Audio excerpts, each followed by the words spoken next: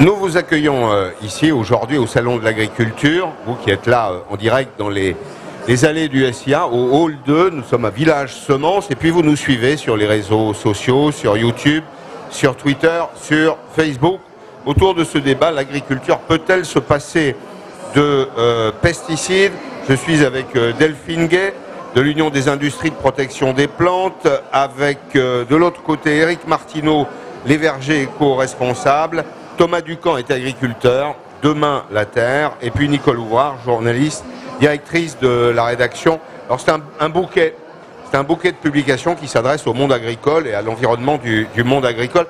On s'est séparés sur votre réflexion, précisément, qui disait aujourd'hui les agriculteurs se réapproprient la recherche. Alors je ne sais pas s'ils sont chimistes, s'ils ont toutes les compétences, mais vous vouliez dire un petit mot, Thomas, vous vouliez dire que au moins vous participez à la recherche, à l'expérimentation. Nous, en fait, on voit les enjeux, on a besoin de solutions concrètes, assez rapides, parce qu'en fait, on doit évoluer vite. Donc, on n'a pas le même pas de temps que la recherche et que l'industrie phyto.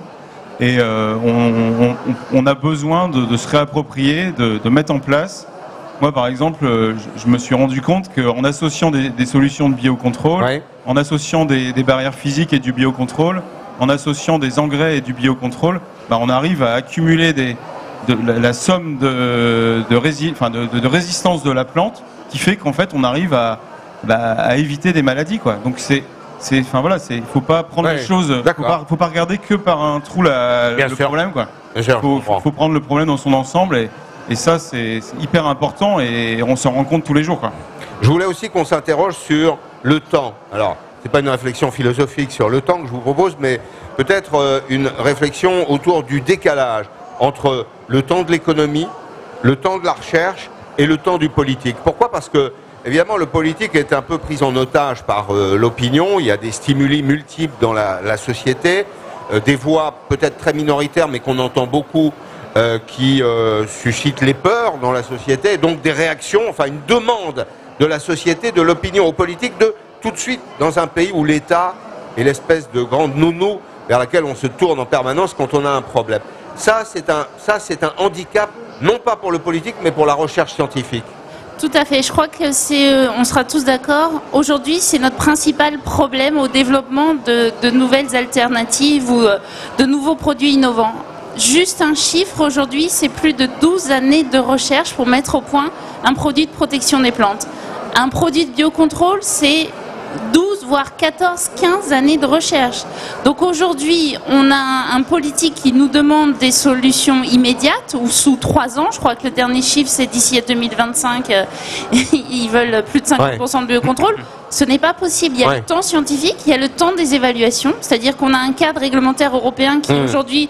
C'est plus de 300 études, 50% des études concernent l'impact sur la santé, 40% concernent l'impact sur l'environnement et 10% sur l'efficacité des produits. Donc on ne peut pas réduire ce temps et de plus en plus avec ces approches de biocontrôle d'organismes vivants, on va devoir compléter ces évaluations. Donc clairement, le pas de temps scientifique n'a rien à voir avec le pas de temps politique. Et c'est un vrai problème en France. Et cette situation, on le voit dans nos pays européens, mais pas tous. C'est-à-dire que nos entreprises investissent sur du long terme. Elles n'ont pas un problème de financement de leur recherche. Elles ont juste un problème de vision, de visibilité sur... parce qu'on a eu l'agroécologie, on a eu... À chaque nouveau gouvernement, on a une nouvelle politique agricole française. Avec une réduction d'ailleurs des substances autorisées. Et 5 ans, c'est pas possible. On est passé de 425 substances autorisées, c'était en 2008, à environ 350 aujourd'hui. Tout à fait. Il y en a 75 qui sont utilisées en bio. Alors c'est des molécules naturelles, elles ne sont pas des molécules de synthèse. Non, c'est des produits qui sont créés en chimie, exactement. Mais y compris des assemblages. Exactement. Mais on appelle ça de la chimie mimétisme, par mimétisme, mimétique, c'est-à-dire qu'on va copier. On mime la nature. Exactement, c'est ça. Les recettes sont dans la nature, on les... Exactement. D'accord. C'est ça. Alors, Alexandre, question... Alors moi j'ai 2 questions là pour l'instant. Le zéro pesticide est-il devenu un argument marketing au même titre que le sans gluten, le sans OGM, le sans sucre? Et dans la foulée, Pouvez-vous nous expliquer, nous dire si les contrôles qui sont faits dans une exploitation est-ce qu'il y a des contrôles, est-ce qu'il y a de la traçabilité sur l'utilisation des pesticides dans les exploitations? Alors, Qui veut répondre? je peux peut-être répondre à la première question, juste la première question. C'est vrai qu'on a un vrai souci en France, c'est on est dans une surenchère du marketing de la peur. On va faire ses courses aujourd'hui, on a du sans gluten, sans pesticides, sans OGM, sans antibiotiques, et même des marques qui sont à 500, quoi. Donc à un moment donné, on se dit, bah, si je prends la marque voisine, ça va être dangereux vu que là, il met un avantage du sang. Avant, on avait un étiquetage positif. Quand vous êtes allergique à un produit, vous avez besoin de savoir s'il est présent. Oui, et on a commencé cette dérive, je pense que vous vous en rappelez, avec le fameux débat sur les OGM, où on a développé du marketing du sang. Donc aujourd'hui, notre crainte, c'est qu'on ne sait pas jusqu'où ce marketing de la peur va aller. Est-ce qu'on va se retrouver comme aux États-Unis où vous achetez des bouteilles d'eau et vous avez marqué fat free, sans graisse? Ah oui? Sans graisse. Parce qu'il y a déjà eu de la graisse dans l'eau? Et voilà. Donc c'est un vrai problème. Et c'est vrai que les marques, pour en avoir parlé avec des grands distributeurs, me disent, écoutez, c'est une demande du grand public. Nous, on répond à la demande du consommateur. Mais gluten free, fat free, c'est ça? Exactement. Encore nitrate, je comprends. Mais bon, très bien. Oui, Nicole Ouah, et puis Eric. Oui. Je voulais juste dire qu'effectivement, en fait, ce salon de l'agriculture cette année est l'apothéose dans le développement du sans pesticides. Il y a vraiment plusieurs entreprises qui ont annoncé qu'elles allaient lancer ou se développer sur le sans résidus de pesticides ou sans pesticides. Et on voit, enfin, clairement, enfin, je prends par exemple Bonduelle qui l'a annoncé et qui dit clairement que aujourd'hui, ceux qui se sont lancés l'année dernière, parce que c'était l'année dernière où ça a vraiment démarré, ils ont un vrai avantage commercial par rapport à ce développement du sans pesticides. Donc là aujourd'hui, comment ils l'utilisent, comment ils le modélisent? Aujourd'hui, en fait, ce qu'ils disent, c'est que on est sur 100 résidus de pesticides à hauteur d'un certain taux. Enfin, on ne peut pas raconter n'importe quoi non plus. On est en dessous du taux, enfin d'un certain taux qui est annoncé. On n'est pas sur le 0,00. Hein, on n'est pas au seuil légal. Voilà, c'est ça. En dessous. En dessous, bon. Voilà, tout à fait. Et je pense que ça, on va le voir encore se développer dans les années à venir. Alors, on peut imaginer que là encore, dans tout ce qui est développement sous serre, c'est relativement facile parce qu'on sait très bien que le biocontrôle est vraiment très développé. À partir du moment où on va être sur des productions de plein champ, les choses vont être sans doute beaucoup plus difficiles à tenir. Mais bon, on pense que si les entreprises s'engagent à ça, c'est qu'elles sont capables de le faire. Éric Martineau, donc marketing de la peur. Est-ce que le pesticide n'est pas devenu une sorte de diablotin qu'on agite pour vendre autre chose? Moi j'aimerais rassurer quand même le consommateur. Je veux dire, aujourd'hui, quand même, quand vous mangez ou quand vous croquez une de nos pommes en éco-responsable, déjà on n'oppose pas les agricultures, qu'on soit en agriculture raisonnée et bio. Je veux dire, en éco-responsable, on est dans les deux. Vous avez les vergers qui font les deux choses. J'ai toujours eu un problème avec le mot agriculture raisonnée. Je ne dis pas ça. Je dis pourquoi. Parce que qu'est-ce que c'est le contraire de raisonner? Ça serait une lutte systématique. Non, c'est irraisonné. Est-ce qu'il n'y a pas de technique irraisonnée? Vous voyez, ce terme ne me... C'est d'ailleurs pour ça que ce terme n'est quasiment plus utilisé. Il me paraît pas pertinent. Oui, mais il pouvait y avoir autrefois quand même du systématique qui était, en fin de compte, les premiers dans l'enseignement avant l'agriculture raisonnée. Vous aviez quand même une lutte qui était systémaque. Mais là aujourd'hui, je veux dire, nous justement, on n'oppose pas les agricultures et quand même, il faudrait rassurer le consommateur quand vous mangez aujourd'hui une pomme. Vu tous les contrôles que l'on fait, c'est-à-dire les autocontrôles, les audits internes, les audits externes. Moi, si j'avais fait mon calcul sur l'année 2018, j'ai eu 10 jours de contrôle sur mon année ouvrable entre les contrôles clients, les contrôles, je veux dire, des acheteurs, des vergers éco-responsables. La pomme, on peut la garantir, elle est saine et vous pouvez la croquer sans aucun problème avec la peau. Et donc même si vous n'écrivez pas sans résidus de pesticides, elle est sans résidus de pesticides. Alors ça ne veut pas dire que forcément elle est sans résidus de pesticides, mais elle est saine, c'est-à-dire qu'elle est bien en dessous des LMR sans aucun problème.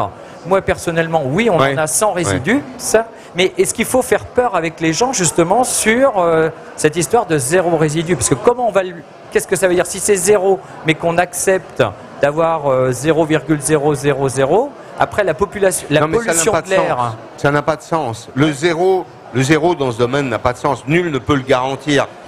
Là, on ouvre la boîte de Pandore et on rentre dans une logique. Surtout dans la nature.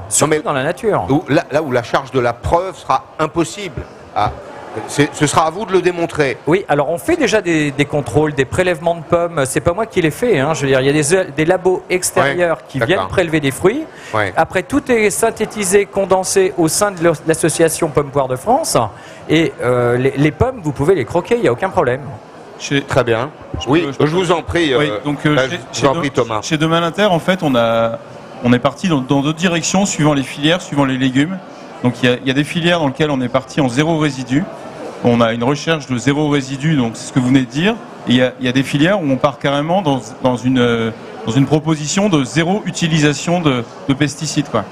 On est sur certaines filières, par exemple en pommes de terre, on fait des essais. Pour l'instant, on est encore en mode confidentiel pour la partie conventionnelle. D'accord. On se met en place pour être capable d'offrir en 2019-2020 des pommes de terre qui n'ont pas reçu de pesticides de synthèse en végétation, quoi.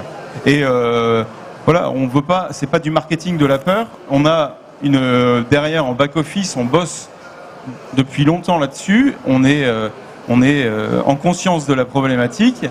On veut pas communiquer que sur les pesticides. C'est pas un discours positif. Mais par contre, soyez rassurés, quoi. Ça se passe bien. Et chez Demain la Terre, on a des produits qui sont super sains. Il y a une volonté du monde agricole, comme chez Berger éco-responsable, de faire des très beaux produits, quoi. Moi, je comprends parfaitement votre débat, mais situons-nous dans la logique du bon sens. Est-ce que vous avez un enfant qui va naître? Est-ce que vous pourriez vous engager à dire, pour cet enfant, il n'y aura jamais de médicament? Le médicament, je veux dire, depuis la nuit des temps, depuis qu'il y a la vie végétale, la vie animale, puis la vie humaine, on faisait de la chimie 4000 ans avant Jésus-Christ, on mélangeait des molécules parce qu'on s'était aperçu que ça avait une influence sur la santé. On utilisait le cuivre notamment. Au Xe siècle, dans la péninsule arabique, on trépanait sans anesthésie. Vous voyez, c'est la médecine d'Avicenne, etc. On utilisait un certain nombre de molécules. L'histoire du monde, c'est aussi l'histoire de l'utilisation de ces molécules. Je vois pas la nature du débat, là. Je comprends plus. Oui, vous avez tout à fait raison. Juste pour terminer, parce que moi, j'ai vraiment une crainte de ce marketing de la peur. L'autre fois, j'étais sur mon marché. Une petite fille demande à sa maman: j'ai faim, est-ce que je peux prendre une pomme? La mère a dit: non, tu attendras d'être à la maison parce qu'elles ne sont pas bio. C'est-à-dire qu'on est en train de créer une peur dans la tête des gens qui aujourd'hui a des conséquences catastrophiques. Et vous avez raison, on a besoin de protéger nos plantes d'une manière ou d'une autre. Mais il faut sortir de ce marketing de la peur. On a 10 000 bioagresseurs sur le territoire. Je ne vais pas communiquer sans arrêt sur ce chiffre pour dire attention, on a plein d'ennemis. Mais en effet, il faut qu'on revienne dans un positionnement raisonnable. Mais la polémique des vaccins avec la rougeolence, vous voyez, c'est exactement le même problème. Les vaccins, autre exemple. Tout à fait. Bon. Alors moi j'ai une question aussi, parce qu'on parle beaucoup de la France. Mais nos agriculteurs français avec toutes ces questions de pesticides, mais qu'est-ce qu'on fait avec les produits importés? Quelle garantie apportons-nous? Comment nous battre? Bonne, Eric. Ça justement, ça c'est bien la réglementation française où nous on s'applique des cahiers des charges, une réglementation très stricte. Par contre, c'est vrai qu'il y a libre circulation des marchandises, qui fait qu'aujourd'hui, vous pouvez manger une pomme italienne, polonaise. Enfin, j'ai rien contre nos amis européens, je vous rassure, mais privilégiez l'acheter français. Vous êtes sûr de manger un fruit de qualité.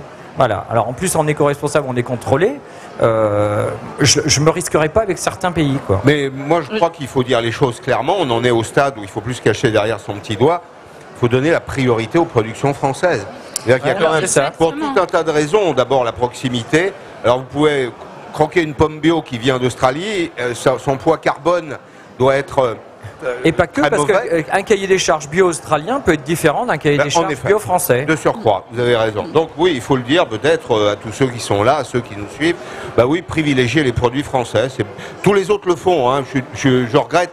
Mais plus on voyage, plus on s'aperçoit d'ailleurs qu'aux États-Unis, en Chine ou ailleurs, enfin surtout aux États-Unis, en Angleterre, en Allemagne, les gens vous disent on va protéger notre agriculture. La façon que vous avez, vous, amis consommateurs, de protéger l'agriculture, c'est de consommer français. Nicole Ouvrard. Oui, deux remarques là-dessus. Alors, ce message est en train de passer.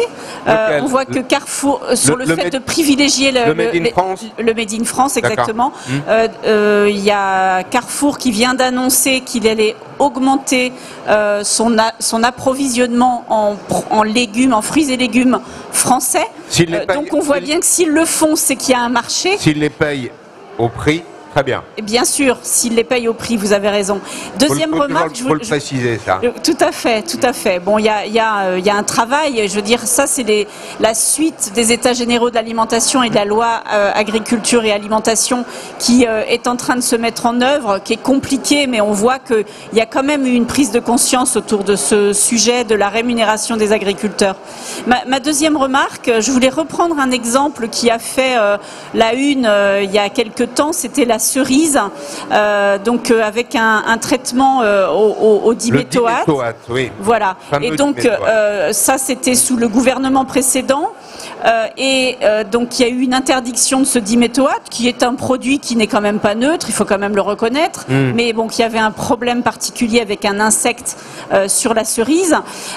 Le gouvernement a annoncé qu'il allait donc mettre une clause pour faire en sorte que les cerises qui seraient importées Turquie, Pologne, souvent ça vient de Turquie, Pologne. Ouais. Donc cette clause a été mise en œuvre pendant un certain temps. Donc les cerises turques notamment ne rentraient plus. Et au bout d'un an, quand ça ne faisait plus polémique, plus personne n'en parlait, la clause a disparu. Et boum. Les Turcs qui ont une autorisation d'utiliser du diméthoate, en fait, disent qu'ils ont l'autorisation, mais ils n'en utilisent pas. Ils nous garantissent qu'ils n'utilisent pas. Sur parole ? Sur parole. Et du coup, les cerises entrent sur le marché français sans aucune preuve qu'on n'utilise pas de diméthoate, et voilà. Et les producteurs de cerises se retrouvent dans une situation, dans une impasse, en fait. Donc c'est ça, en fait, c'est ça la difficulté, c'est qu'on est dans un marché ouvert. On ne pourra pas faire autrement que d'être dans un marché ouvert, et il faut vivre avec. On peut être exigeant, y compris sur un marché ouvert. Exactement. La démonstration par la bonne foi, ça marche pas. On peut exiger. Après tout, nous sommes souverains sur notamment les questions de santé publique, d'hygiène et de santé publique. On devrait pouvoir exiger un certificat de bonne conduite. Sur le marché européen. Oui. On ne peut pas tout faire tout seul en France. Eh bien, dans ces conditions, on n'importe plus de cerises qui viendraient de Turquie, tout simplement. Oui, Thomas Ducamp. C'est vrai que là, finalement, on voit le problème de l'agriculture française. Enfin, on est quand même hyper concurrencé sur ces sujets-là par une pomme qui vient d'Argentine, du Chili. Oui. Enfin voilà, on a des choses qui viennent d'un peu partout et clairement, est-ce qu'on est en mesure de pouvoir se battre avec nos normes françaises qui sont de très haute qualité? Non, clairement, on ne sait pas faire. Et l'agriculture française perd de la vitesse, on perd des industries, on a de la délocalisation. Donc il est vraiment temps de se poser les bonnes questions. Nous, on est hyper motivés pour faire des bons produits. Je pense qu'on a une très belle carte à jouer, même à l'exportation, parce qu'on a une vraie avance. Mais il faut que tout le monde ait les mêmes règles du jeu, parce que on peut pas jouer avec une règle qui est pas la même pour tout le monde. Aujourd'hui, on est complètement à côté de la plaque. Mais justement, allez-y, on parle de règles du jeu. Aujourd'hui, mes entreprises, les 19 entreprises, la plupart sont des entreprises internationales, voire chinoises. On a une grande diversité d'entreprises.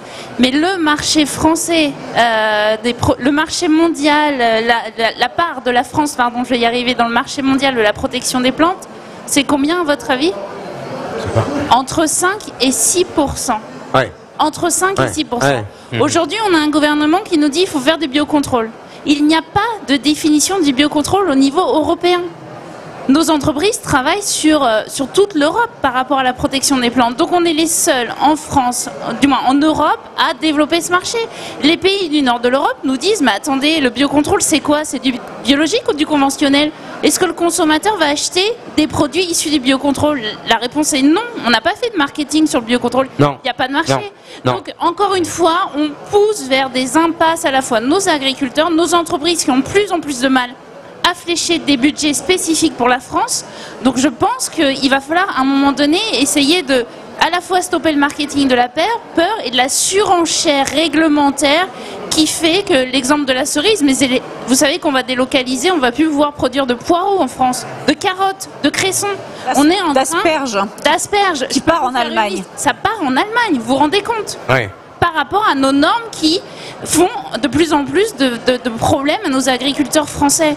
Donc, où on place le président de la République hier à Bordeaux a indiqué que l'État allait un peu desserrer les contraintes. Eh bien, écoutez, la loi Egalim, on a vu qu'elle n'avait pas desserré les contraintes. D'accord.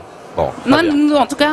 Alors, Alex, j'ai moi aussi ce petit appareil que tu as. Ouais. J'ai une question aussi, juste je te rends la parole après. Pourquoi est-ce que vous, après tout, puisque vous avez autant de problèmes, pourquoi est-ce que vous ne passez pas tous au bio?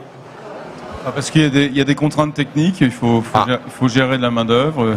Le bio, c'est pas toujours aussi facile que ça à vendre, ça coûte plus cher à produire. Le consommateur, il n'est pas toujours prêt à tout acheter en bio. Donc c'est un marché parmi d'autres. Moi, ça m'a permis d'apprendre très vite à produire sans phyto. Donc clairement, c'est un labo grandeur nature et c'est génial. Moi, j'aimerais produire tout en bio si je pouvais le faire, si j'avais les solutions techniques surtout. Je pense que dans 10-15 ans, l'agriculture aura avancé. On a besoin de temps pour faire évoluer les filières, c'est ce qu'on n'arrête pas de dire. Donc il ne faut pas aller trop vite. Le marché du bio, c'est 6-7%. Voilà, demain, ce sera peut-être 15%. Il faudrait doubler, oui. Mais il faut y aller à un rythme où les agriculteurs suivent, où ils sont en accord avec ce qu'on leur demande, où ils sont bien dans leur basket. Et puis ça va aller. Et puis après, il faut mettre en avant le produit français qui prend de l'avance sur sa technologie. Ça, et ça, c'est une vraie chance qu'on a en tant qu'agriculteur français, en tant qu'agriculteur français, de pouvoir travailler sur des méthodes alternatives. On a un avantage stratégique. Profitons-en, faisons du commerce, quoi. Oui, tout à fait. Il faut pas opposer les agricultures, justement, parce que de penser que parce que c'est bio, c'est bien. Alors moi aussi, je suis producteur bio en verger éco-responsable, mais il y a des choses que l'on fait même en bio où on peut se poser des questions sur l'utilisation du cuivre, par exemple. C'était ma question. Aussi loin que remonte l'agriculture un peu organisée qui a structuré nos sociétés européennes. Autour du bassin méditerranéen, c'est là qu'est née quand même une partie de la civilisation et de la pensée. D'ailleurs, au passage, aussi loin qu'on remonte, il n'y a pas d'agriculture sans rien. Il n'y a jamais eu d'agriculture sans rien parce qu'il y a des nuisibles et on a très vite utilisé le sulfate de cuivre, dont on sait qu'il laisse d'ailleurs une empreinte dans les sols qui est assez durable. Oui, et il est classé quand même métal lourd. Et par exemple, nous, en éco-responsable, c'est vrai qu'on l'utilise avant la fleur, après la récolte, mais pas sur la pomme. En bio, après, j'ai pas beaucoup de choix. Donc, je suis obligé d'utiliser du cuivre et du soufre pour lutter contre la maladie de la tavelure. Mais c'est pas mieux que je veux dire d'un produit de synthèse. Mais là, on a aussi un vrai problème politique. Très court. Non, mais on a un vrai problème politique parce que le cuivre fait partie des molécules à substitution. C'est-à-dire dans 5-7 ans, on n'aura plus de cuivre. Mes entreprises fournissent les producteurs qui utilisent notamment ces produits à base de cuivre. On va faire comment? Comment vont faire ces agriculteurs lorsqu'il n'y aura plus ces produits sur le marché? Donc on travaille, mais le problème c'est qu'il va falloir trouver des solutions rapides. Thomas Ducamp. Le vin bio en particulier. Donc, moi j'utilise du cuivre comme solution en bio. C'est le médicament en cas de problème. Donc j'évite de l'utiliser autant que possible. On met du biocontrôle, on met des silices, on met des argiles, des barrières physiques à base de talc qui permettent de protéger la plante. Il y a vraiment, il y a des substitutions. Le cuivre, il intervient, on en utilise le moins possible. Et clairement, demain, il va falloir trouver une solution pour en limiter l'usage. Un peu de cuivre, il en faut pour la plante. C'est aussi un rôle alimentaire. Mais il faut c'est une question de quantité, quoi. Et pas de dogmatisme non plus, quoi. D'accord. Dernière question, Alex. Alors, les internautes se posent la question, pourquoi est-ce qu'on multiplie les labels dans l'agriculture? Parce qu'on s'y perd un peu. Je vous laisse répondre.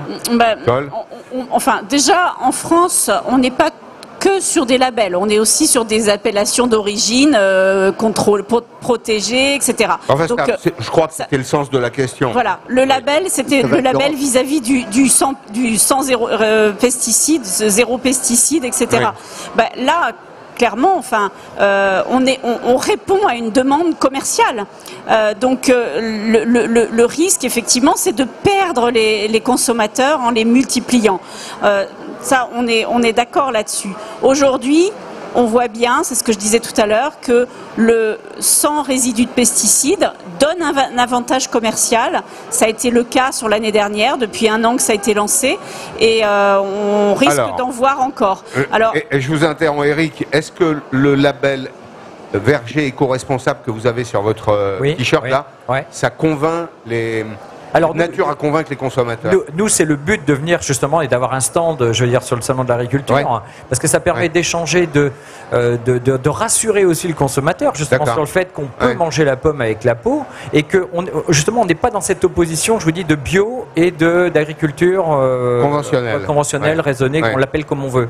Et cette agriculture, de toute façon, elle doit être rassurante. Cette charte, justement, c'est de la qualité, c'est français, et il faut arriver à faire passer les messages. Alors après, de démultiplier, sûrement ça peut créer confusion, mais à la limite, quand on a des noms, je sais pas, genre Demain la Terre ou éco-responsable, ça parle même si on ne connaît pas tout le détail de ces cahiers des charges.